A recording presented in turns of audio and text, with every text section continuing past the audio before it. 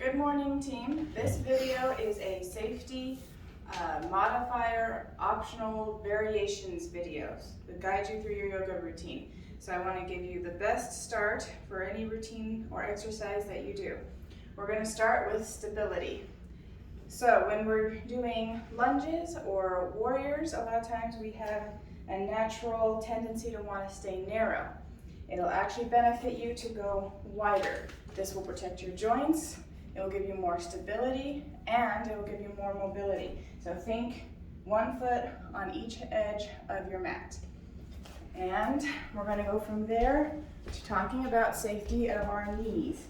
When you're in a lunge position, and your option in modifying for lunges is to not go as deep. When you're in a lunge position, you want to keep your knee stacked over your ankle. It's very important never to extend your knee over your toe. That is when you're going to get a knee injury. You always want to keep your knee stacked over your ankle in any lunge position, including chair. When you do chair, you want to keep your knees stacked over your ankles, not extending your toes. A nice way to keep this checked is lifting your toes off the mat, pressing your heels down. That will help naturally keep your legs in correct alignment.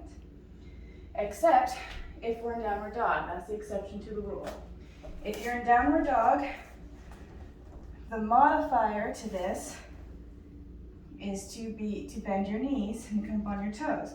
My knees have extended my toes. The reason it's safe in this position is because your pressure is in your arms and your feet.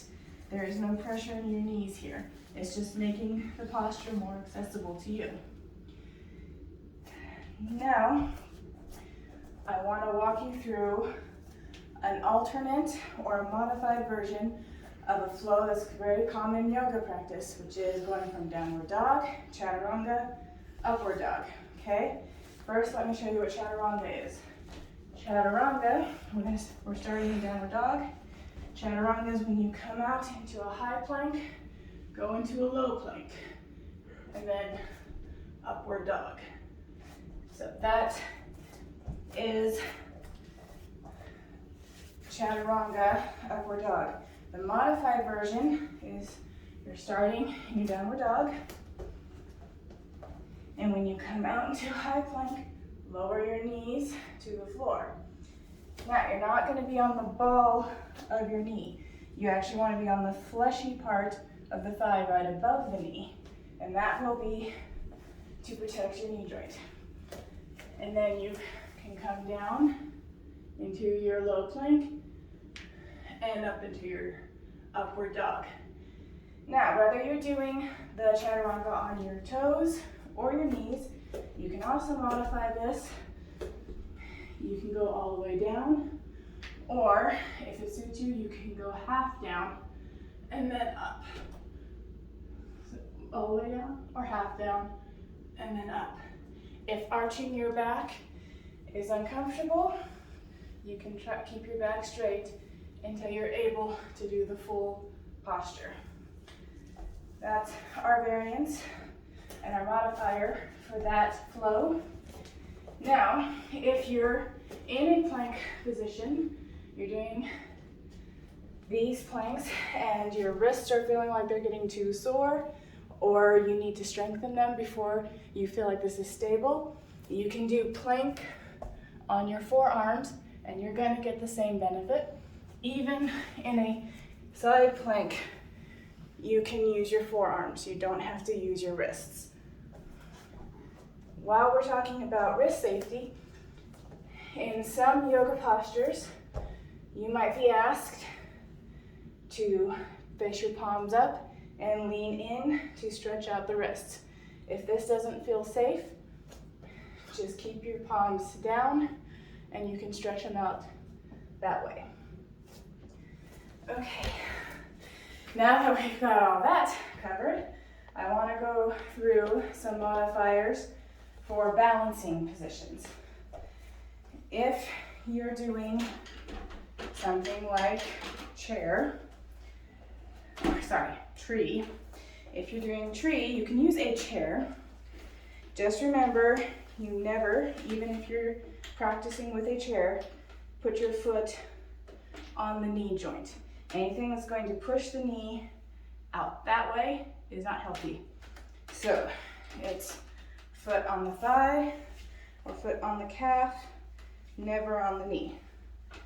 And then you keep your chair on the opposite side that you're working. This also works for any other postures such as standing bow. Now, I'm going to put this in. I want to go over another type of posture with you because there's lots of in-between variances we can do. All right, I'm going to show you a 3-star balance. That's when you put one foot behind you, you hinge forward from the right waist, and you put most of your weight on your hands. If this does not feel accessible, or you feel like you need more stability, you can use blocks. And that will allow you to really push in and put your weight into your arms. If that still feels like that's not accessible, you can practice with a stool. You won't be able to go as deep, but you will be able to get the posture right, which will allow you to eventually work your way down. On the same note, if that still feels like it's too much, or you need more of a modifier, you can practice on a chair. And then when you get this, you'll want to basically keep yourself, you want to focus on your back being flat and your leg being up. And then you can use the chair to slowly increase your flexibility, your mobility, and your balance.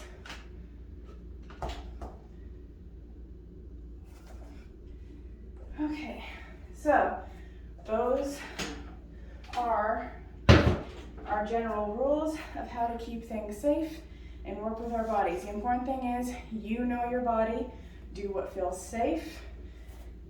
Don't be scared to modify it. Don't go as deep if that doesn't suit you.